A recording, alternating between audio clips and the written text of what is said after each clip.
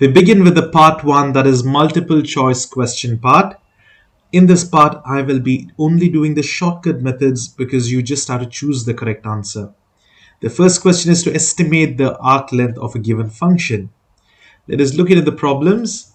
Here we have been told to estimate the arc length for the given function. What is the function here? F of x or y is equal to cosine x. For this given interval, what is the interval? 0 to pi by 2. I will write the interval a to b. Okay, we write the first point, that's the lower number, as a, or as the starting interval point, and ending interval as b. And they have told n is equal to 4. So imagine cosine graph, it starts something like this. You have to split whatever is the limit. It is pi by 2, that's over here, right? So till 90 degree, we will have to split it into 4 lines, 4 curves. We get these endpoints and then make the table and solve. If n is 8 line segments, that means you have to split it up into 8 line segments and then add each of them. So now, and then they have also told use a program of or a calculator. Basically, you use scientific calculator and solving it up. So we have to find 3 differences. Now, instead of all that, I will just show you a simple calculator method where you need to use this formula. I'll explain this formula. L is the arc length, what we need to solve. A and B are the limits or the intervals. See, this is the starting interval A till B, that is pi by 2. And square root 1 is a constant plus derivative of x, given function f prime of x. This f dash or f prime means you need to derive the given function, and then you need to square that particular function, and then outside this dx. So this is the thing. Now here let's first derive it. F derivative of x. What is the derivation of cosine? It is sine x. But what is the sign over here? Negative sign. This is very important. So that's it. Now all you need to do is substitute in this formula. We can directly find the answer. What is A? It's 0. B is pi by 2. And square root 1 plus, what is derivative of cosine? The given function's derivative is minus sine x, the whole squared. You need to square it up. And what is dx? Let it be as it is. Now all you do is use the calculator and we will solve it up. Here we need to use this integral symbol, right? Can you see the symbol over here? That's it. And now what do we have to put? Inside this, it's square root 1 plus, open the bracket and write whatever is the derivative. It's minus sine x, close the bracket. Now this is for x, and now close one more bracket, that's for sine. But why I'm putting the brackets? Because I have to square it up.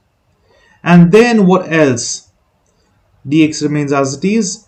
And over here it is 0, and what is the above one? It's pi by 2, that is, use the fraction symbol, shift and pi divided by 2. Don't write 3.14. Don't write it in degrees because you are trig functions. Now here, if I press equal to, I'm going to get the wrong answer now. So this is not the correct answer. Why? Because it's in degree mode. Whenever you have trigonometric functions, convert everything to radian mode. That is by shift mode and option number 4. Now can you see this R mark? Whereas if you go shift mode and 3, it's in degree. This is D mark. And then if you go shift mode and 4, it'll be in radian. Now it will take some time in your calculator. It doesn't give you the answer instantly. It might take 10 seconds, or so on. Because I have a personal calculator as well. I tried it and then I will get the answer, but it will take some time. The answer is 1.9100. You approximate it will be 0.1. Now you can see there are so many methods, intervals, midpoints and everything, right? Endpoints, sorry. Now you can just do one important thing. See, this is the actual length, that is the option number C.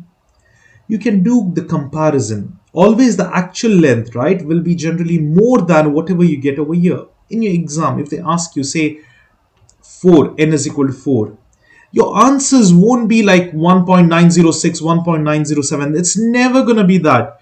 Even before this has been coming, it'll be something like 1.906. Another one will be entirely 1.873. It might be 2.123. And another option might be, negative 1.905, something like this. Now you can easily, it might be this actual length also over here. Now, but it will be easily differentiable. If this is the, close to answer, but it will be negative, this is wrong. Now, this is not the correct answer. It's never in the picture, never. Okay, this is near to the answer I got in the calculator. So absolutely, that is the correct answer. So this is how we can easily eliminate the other options and solve it up, rather than making the endpoints, splitting it into different segments and everything. You just can avoid all this. So I'll solve the other problems. All you need to do over here is, all you need is just the derivative over here. F derivative of x is cosine x. Why? Because sine x is positive cosine x. Now just put it in the calculator. Here I will just change this part because it's the same question. It's 0 to pi by 2, but only for cosine x. Now what would be the answer? Think amongst yourself. I hope you have thought and answered. The answer will be same, isn't it? The answer should be same. Why? Because sine and cosine are same, but only the thing is, it starts over here cosine, whereas sine starts over here. The length of the arc doesn't matter. It's going in the same direction. It's just that its starting points vary. So it is the same thing. The answer is same. We are just using the arc length formula using integral. So that's it. Now we will do a lot of other problems. Now here you just have to know derivative. What is the derivative of, let me just, before I solve this up, derivative of root x is 1 by 2 root x, isn't it? So what I'll do over here is, I'll just derive it directly. It'll be 1 by 2 root of x plus 1. And inside this derivative would be just 1, so we do not need to write it. So this is the derivative. And now here, let me clear it all off.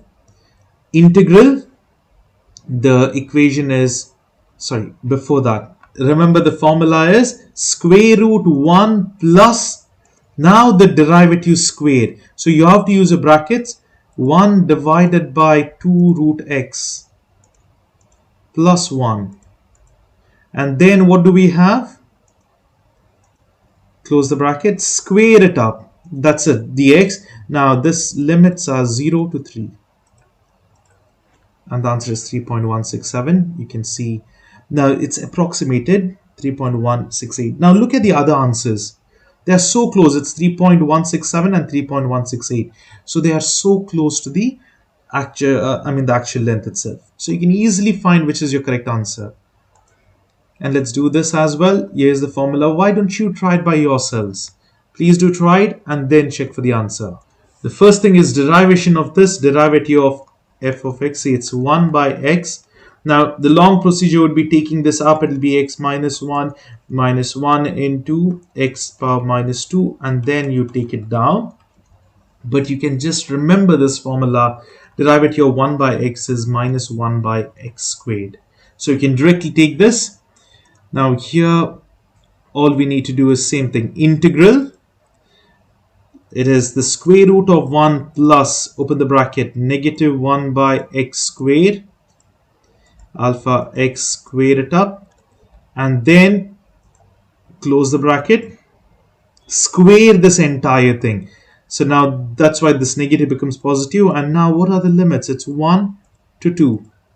That's it. So the answer is 1.321. And you can see the other two answers are so close to it. Here as well, let me directly solve it up in the calculator. It's integral square root 1 plus the derivative of x squared is just 2x, and that's it. But don't forget to square it. Now if you square it over there, it'll be only for x squared. So use the bracket and square it up. Now it is correct. And what are the limits? The intervals minus 2 to positive 2. And the answer is 9.29. You can see here 9.2936.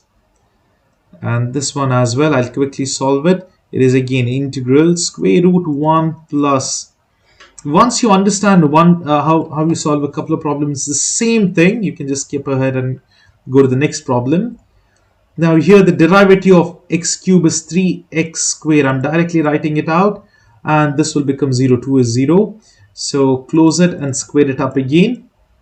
Even over here you can write it as directly squaring it, 1 plus 9x to the power 4. But it's don't take the hassle. You might do some mistakes, so just write it as it is. -1, and over here it is 1.